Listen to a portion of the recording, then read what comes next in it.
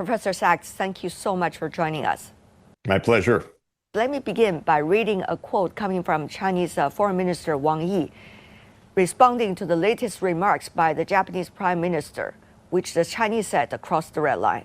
Here's what he said, quote, "It is shocking that Japan's current leaders have publicly sent the wrong signal of attempting military intervention in the Taiwan issue, said things that they shouldn't have said, and crossed a red line that they should not have been touched."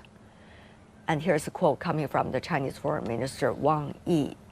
As someone who has been watching the region very closely over the years, Professor Sachs, your response to why the Chinese have been very serious about the Japanese remark lately?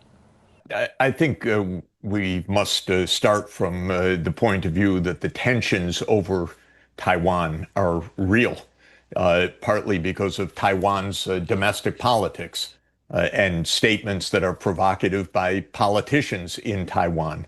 When it comes to Japan, it is the fact that over the last 10 years, Japan has become less pacifist, more military oriented. It is raising its military spending.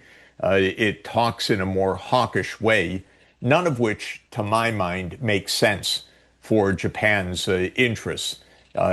No doubt the tensions have risen in the last 10 years, and Japan's pacifism after World War II is in many ways a thing of the past. It's not that Japan is flagrantly militaristic, but it is becoming more military-oriented, rising military spending, rising tensions, and the statement that Prime Minister Takaichi made is consistent with the hardline faction of her party that she represents.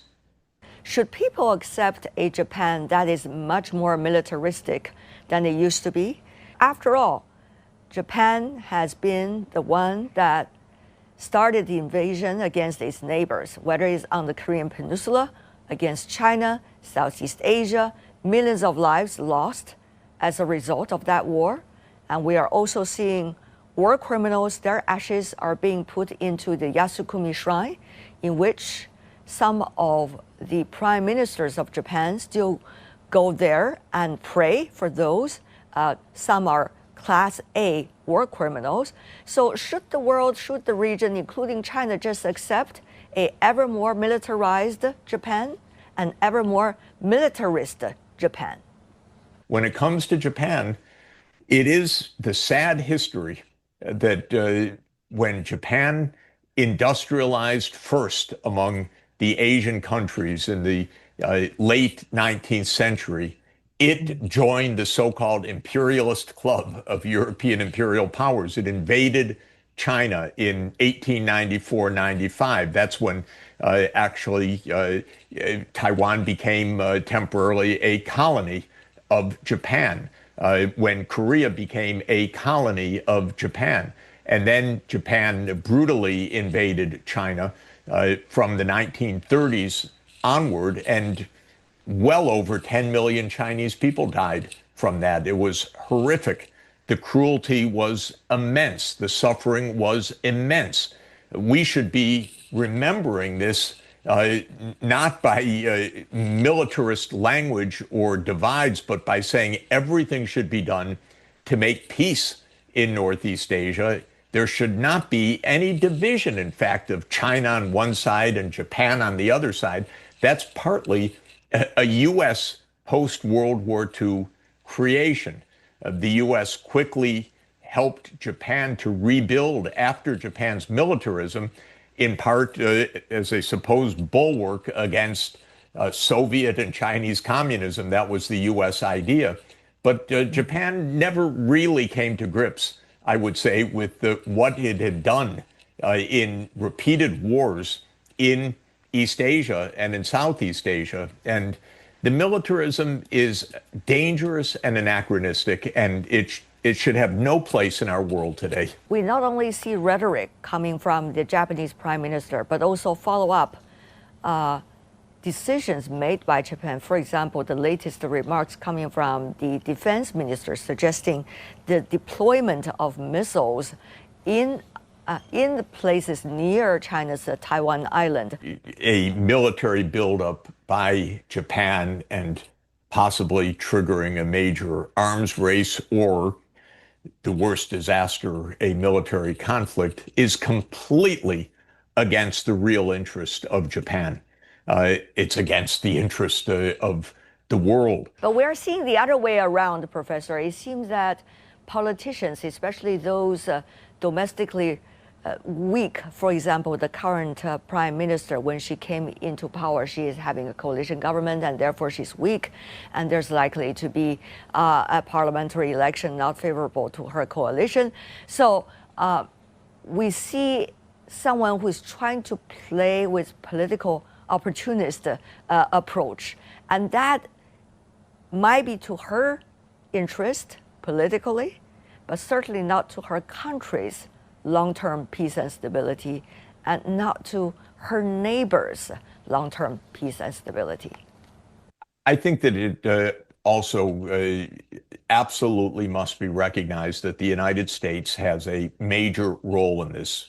The United States, as Japan's security protection, should be saying strongly to Japan, don't go there, don't do this, don't stir up trouble.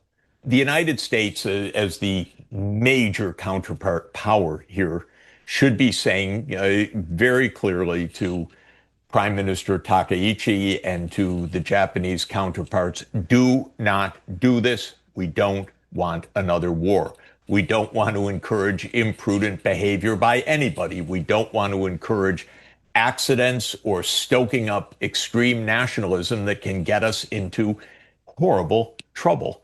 Recently, U.S. President Donald Trump made a phone call to the Japanese Prime Minister. Both sides have not revealed the content of the phone call. Your perspective on how responsible the United States needs to be to make sure its allies are not crossing the red line and put both the United States and others in the region at danger? Well, the first thing is the United States itself must not cross the red line, because the U.S. has been coming pretty close to China's red lines over the last 10 years. The U.S. adopted a far harsher, I would say even anti-China policy starting around a decade ago. And Trump's trade war against China this year was part of that. But there has seemed, it's very fragile and very uncertain, but there seems to have been a U.S. stepping back from that in recent months and even in recent days. It seems that the U.S. is beginning to understand something, which is that China's not going to be cowed. China is not going to succumb to U.S. choke points because they don't exist. China holds a lot of potential choke points like the rare earth magnets vis-a-vis the U.S. And Western economies. And it seems that the U.S. has toned down some of its rather harsh anti-China rhetoric, even in the past weeks and days. On the U.S. side, there was no defense of the Japanese prime minister. There was no running to her defense. There was no anti-China rhetoric. Quite the contrary. What the United States has said in recent days is we want to get back to good relations, and President Trump wants to make a visit to China. And so that's good news. This is very important. According to the latest phone call between China and the U.S. President, the Chinese readout suggests that Chinese President Xi Jinping emphasized to the U.S. President Donald Trump, China and the U.S. fought side by side against the fascism and militarism. Now they should work together to safeguard the achievements of the victory in World War II. Now, certainly, it seems many analysts suggest what Chinese President Xi Jinping is trying to say is the issue about Taiwan and also about the regional order after the World War II should be jointly not only mutually understood to China and the United States, but also jointly defended by China and the United States. Well, I think there's something very profound in the statement, and it even goes beyond the China-U.S. relations. There were actually four major powers in World War II fighting together. That was the United States, the Soviet Union, especially mainly Russia, Britain, and China. And this was an alliance against the German-Japanese fascism. And it could and should have continued after World War II. Instead, a Cold War developed. The relations broke down. But what President Xi is rightly reminding us is that the U.S. and China were on the same side in World War II. Actually, I want to just add that Russia and the United States were on the same side during World War II. We should remember that. That's not just a footnote of history. That is the possibility of how the great powers could actually, even today, say, we have shared interests. We even have a shared history. We have been allies in the past, and we should be allies, if I could put it that way, going forward. Professor, after Chinese and U.S. president's phone call, the Chinese Foreign Ministry spokesperson suggesting that conversation taking place on the phone, which lasted for an hour, are three words: positive, friendly, constructive.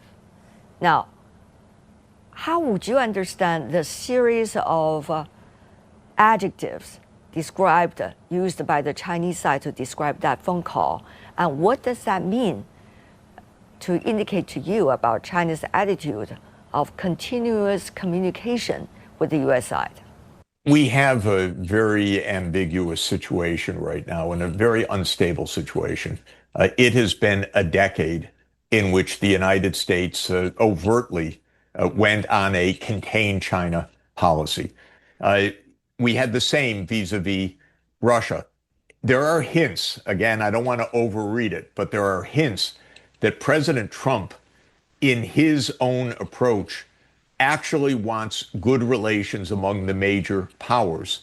He often is quite belligerent against small countries, but he has this tendency to see that there should be at least a normalcy with President Putin and Russia and with President Xi and China. I believe, again, we're guessing, but he may be trying to steer away from the overtly neoconservative hardline approach of the past decade. After talking about the phone call by the Chinese side, we also saw a tweet by the U.S. President in his X account talking about the relationship with China, quote, is extremely good, end of quote. How would you understand the timing and also the degree of the descriptions he's trying to put into a public statement? Again, the broad direction of U.S. policy during the last 10 years is usually, and I think rightly described as a containment policy, that the U.S. was trying to contain China. I regard that policy as absurd.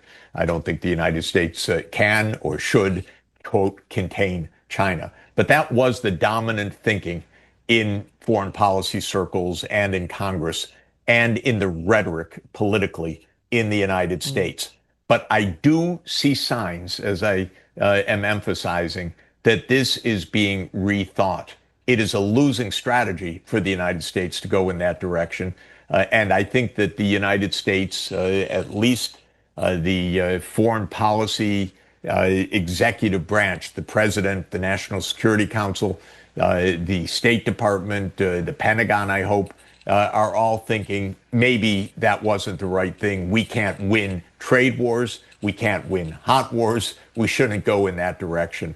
I do see a change in tone and in rhetoric and in tweets in recent weeks that suggests to me a kind of reconsideration.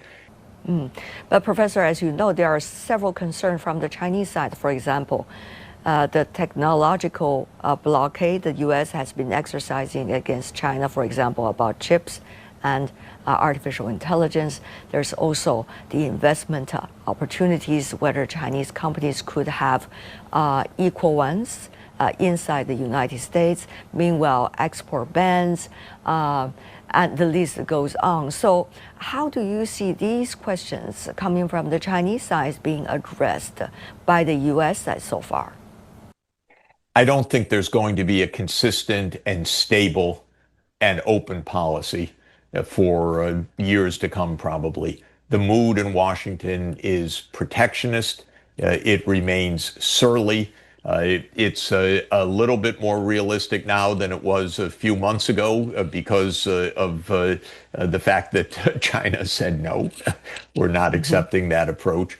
But I don't think that we're going to have smooth, open, totally positive relations. There is, from the U.S. perspective, a heated competition underway.